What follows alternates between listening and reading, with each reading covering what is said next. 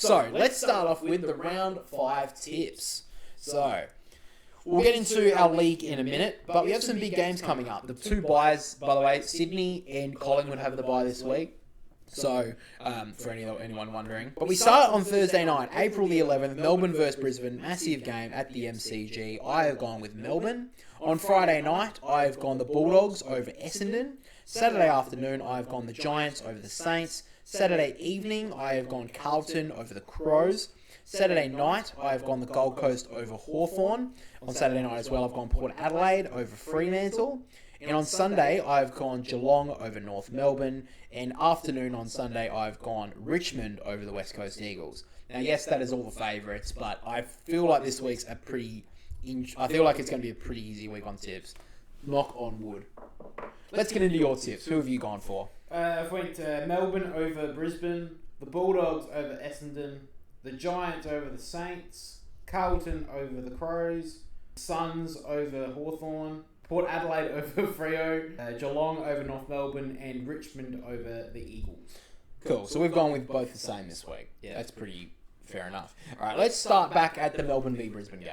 So this is a big game for Brisbane. If they don't win this, they're 1-5. 1-4, sorry. Big game for Melbourne because they've kind of got a couple of easy teams the last few weeks and they beat the Crows, at Adelaide, which is a good performance. And Port Adelaide was pretty good as well. This is a big one against Brisbane back at home. They haven't been home for a while. Yeah, devastating. They haven't been in Melbourne to play at home. Sorry, they haven't played their 15 games a year at fucking Melbourne in the MCG. Sorry, Melbourne. Anyway, Brisbane, they beat North Melbourne, but that doesn't mean much. It did look okay from the moments that I did see of it. But I just feel like Melbourne are getting some cohesion back a little bit, and I just don't trust Brisbane at the moment. They're not playing that good a footy.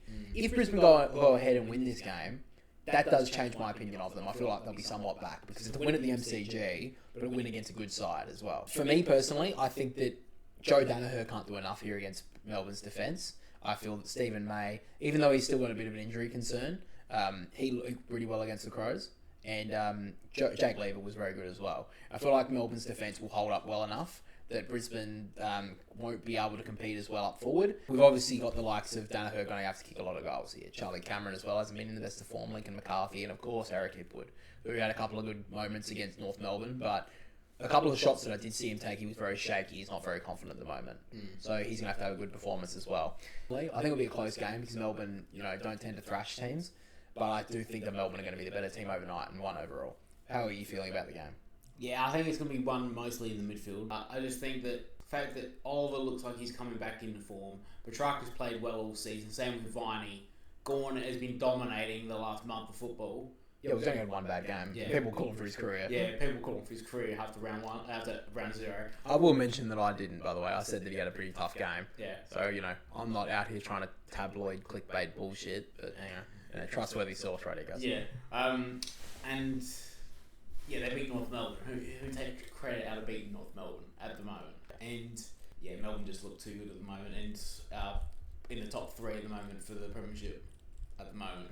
Really? Top 3. Because at the start of the year, you put them. Yeah, I know, I did, but the way they're playing at the moment, they just look really good at the moment. But that's pretty big call going in. BR Designs, our very own design company, is your one-stop shop for all your AFL prints. We have designs for every single team, so make sure to head down to the description below, head over to BR Designs, and make sure to find your desired AFL design.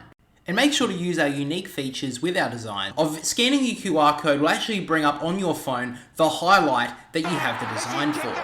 And also, before you check out, make sure to use code YouTube for 10% off your purchase for the next 48 hours. So get in quick, guys, and let's get back into the video. And Friday night, interesting game, Bulldogs versus Essendon. Essendon need to respond because they played terribly against Port Adelaide. So we're going to see Essendon edge this week, or?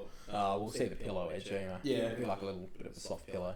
Yeah, they were dreadful against Port Adelaide. In the first quarter, they were okay, but after that was the one game at the gather round that I thought, fuck, that was bad. Yeah. That was really bad. I really thought, I did say it in the tips last week, I thought Essendon would give Port a good run for their money.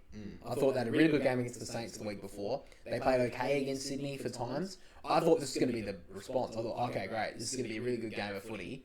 And Essendon didn't. They didn't fire a shot. They didn't fire a shot. Yeah. They didn't look. This Essendon edge was crap. Zach Merritt, that was one of the worst games I've seen from him in a while. Look, I know he had 35 touches. People are going to say, oh yeah, but he had 35 touches. He had a lot of touches and he did really well with it. Zach Merritt, I've been really impressed with the last 12 months or so because of the way he's bringing his tackle pressure into the midfield and the way that he's been playing a lot more running, two-way running or whatever. That's what I've really been like to see of Zach Merritt. So I don't want to take that away from him. But he looked the Zach Merritt of old. The 30 touches, not doing fuck all with it. That's the sort of Zach Merritt I was seeing 18 months ago. And that's not what they want to. I don't think that's what you want to see. I just think the Bulldogs, look, they didn't play well for the first half, but I do think they're going to be a little bit more potent up forward. And still, Peter Wright will be out, so that's another big loss for Essendon. And right now, if Essendon don't win that midfield battle pretty convincingly, I don't think they can kick a winning score at all. Who knows? Maybe because it's back at Marvel, they like that sort of ground. Maybe they'll be playing a little bit better. I just think I can't tip the Bombers after that performance. I think the Bulldogs go and win. And I think they showed some signs late in the game last week that they, are a better team than the Bombers by a pretty big shot. Yeah. What have you gone? I've pretty much, I just can't see Essendon kicking winning score at the moment. With Liam Jones and Buku Kama's playing well in the back line. No Peter Wright. Langford's been down in the last...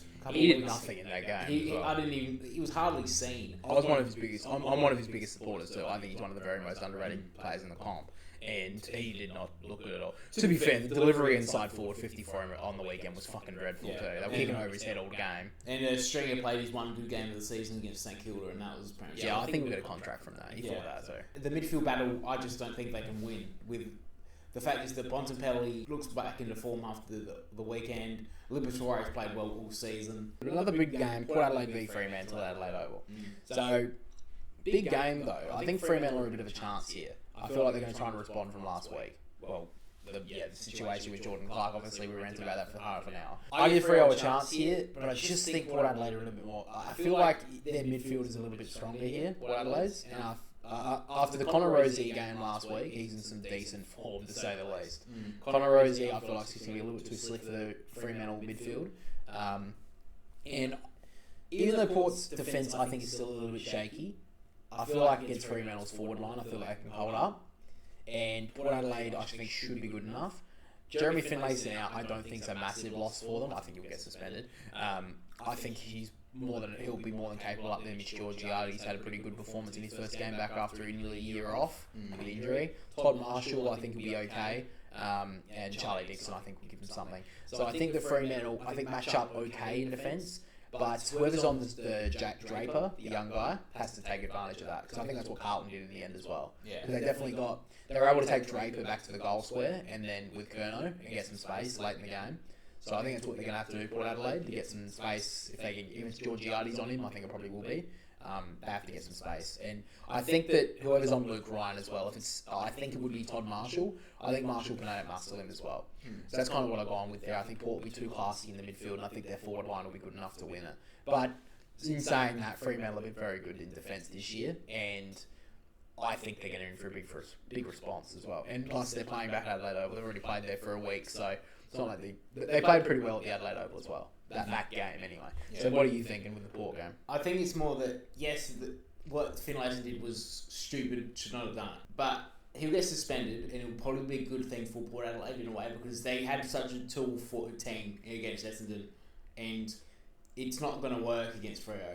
So I think in a way it's probably a good thing. I think they'll bring another small forward in, help them out. I think the forward line for Freo is just not going to cope with Port Adelaide's defence. They just don't look as potent. I think their defence is held up so well so far this season. Yeah. I just don't know if Freo can kick a winning score. And with Radicalias, Aaliyah, Zerg Thatcher, I think they can juggle it of the intercept marking. And I think Zerg Thatcher plays up well on Amos, who's quite lanky himself, and whoever goes on Josh Tracy, I feel like that's a Radicalias sort of role. Yeah, so I think Aaliyah could have a big day against Freo this week. Yeah, I think that's fair enough to say. Yeah, that's basically all the tips we have for this week, guys. So, let us know your tips down below. And let's move into quickly checking out the AFL tipping comp for our channel, basically. I am currently sitting in 6th spot, went up this week. Go me, I'm insane. I got 8 tips this week. It was a pretty easy week. Most people got 8. We've got a couple of people who hit 9 this week, so quickly shout out to them. Brandon, Brett, Kirsty, and Rachel, all with the big 9 this week. So congratulations to all of them. They got all the tips. Most people got 8. One person got 6, Johnny. brother, got to do better than that. That was a pretty simple week. Let's be honest. The only one I tipped different was the Freo Carlton game, which was wrong. Anyway, looking at it right now, Brandon still leads up the top with the 31 tips. He's done brilliantly so far. Leads by 2 tips on everyone. Got a pretty commanding lead. He's got a 2-win lead at the moment. Brett on 29 with Kirsty and Rachel. So everyone who got 9 also is on top. So Perfect. and right down the bottom is Brooke. Oh, I didn't even look all the way down. Brooke got 5. Ooh. Sorry, Brooke, but that's pretty embarrassing. I've got to be honest with you. That is not very good at all. 5 tips. She's kind of sitting on 23 as well. That's not very good at all. I scrolled all the way down. So, and then Daniel down there as well with 7. Come on, brother, you got to do better than that.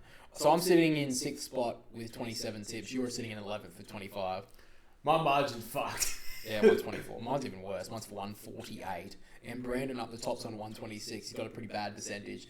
He's like basically had 1 loss in a game, and he's like right down there. He's got like 80% right now. Yeah. For, looking at the AFL ladder. But he's got a 2-tip lead, so he started off very well. So that's really all the stuff we've got to talk about on the tipping side, guys.